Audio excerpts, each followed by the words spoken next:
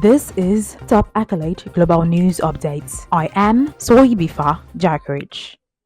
Israel targeted a Gaza school on Thursday that it said contained a Hamas compound, killing fighters involved in the October 7th attack that sparked the 8-month war. But Gaza media said the strike killed at least 27 people seeking shelter. Ismail Al-Thawabta, the director of Hamas-run government media office, rejected Israel's claims that the UN school in Nuseirat in central Gaza had hidden a Hamas command post. Israel's military said that before the strike by Israeli fighter jets, the military took steps to reduce the risk of harms to civilians. The attack happened after Israel announced a new military campaign in central Gaza as it battles a group of fighters relying on hit-and-run insurgency tactics. Israel has said there will be no halt to fighting during ceasefire talks. In an apparent blow to a truce proposal touted last week by US President Joe Biden, the leader of Hamas said the group would demand a permanent end to the war in Gaza and Israeli withdrawal as part of a ceasefire plan. The remarks by Ismail Haniyeh appeared to deliver the Palestinian militant group's reply to the proposal that Biden unveiled last week. Washington had said it was waiting to hear an answer from Hamas to what Biden described as an Israeli initiative.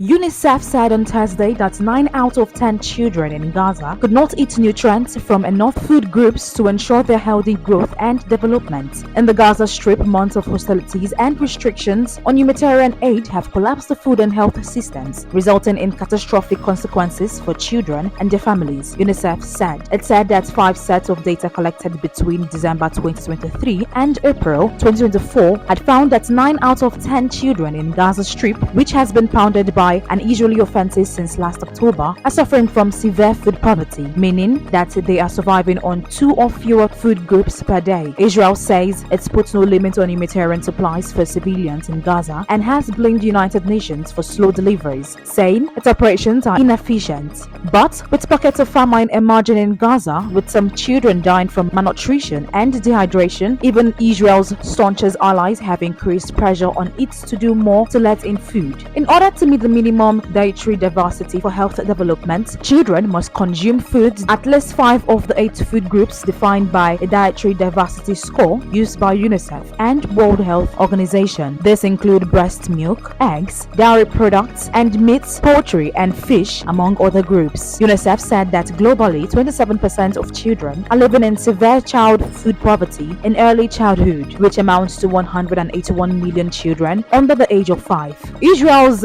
ground and air campaign was triggered when Hamas stormed southern Israel on October 7th, killing around 1,200 people and seizing 253 more as hostages. According to Israeli tallies, the offensive has killed more than 36,500 people in Gaza, according to health authorities in the Hamas-run enclave.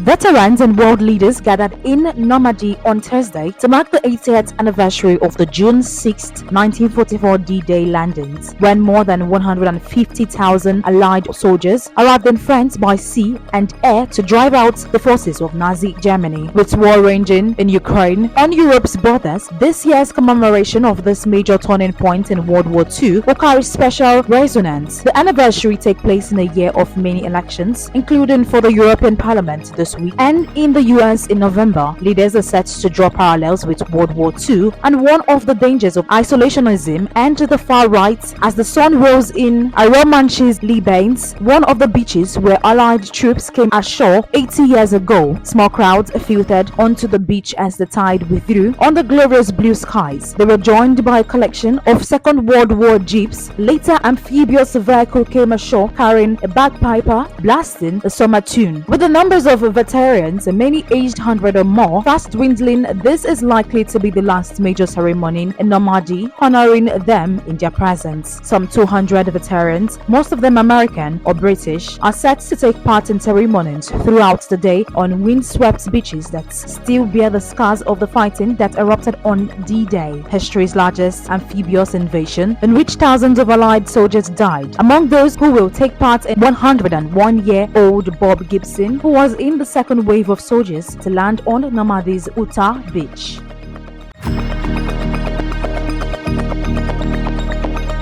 The European Central Bank is all but certain to cut interest rates from record highs on Thursday and acknowledge it has made progress in its battle against high inflation, while also stressing the fight is not yet over given sticky services prices. European Central Bank policymakers have clearly telegraphed their intention to lower borrowing costs after seeing inflation in the 20 countries that share the euro from more than 10% in late 2022 to just above their 2% target in recent months. The broad-based decline was seen as more than enough for the ECB to begin undoing the steepest streak of interest rate hikes in its history, which were a response to spiraling prices in wake of Russia's invasion of Ukraine. The European Central Bank will join the central banks of Canada, Sweden, and Switzerland in cutting rates and moving well ahead of the influential US Federal Reserve. But what had looked like the start of a major easing cycle only a few weeks ago now appears more uncertain amid signs that inflation may prove stickier than expected in the euro area, as has been the case in the United States. This means that ECB President Christine Lagarde and her colleagues are unlikely to a further rate reduction at their July meeting or beyond just yet. Instead, they are expected to stress any further move would depend on incoming data and that borrowing costs needs to remain high enough to keep a lead on inflation.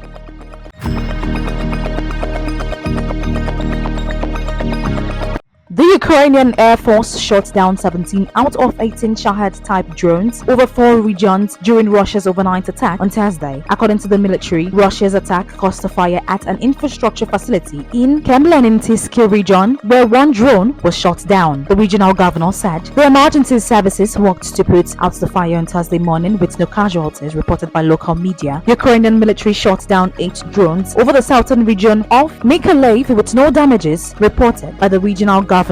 Drones were also shot down over Zaporizhia and Kherson regions. That is the size of Top Accolade Global News Update. You can follow us on our social media platforms as displayed on your screen.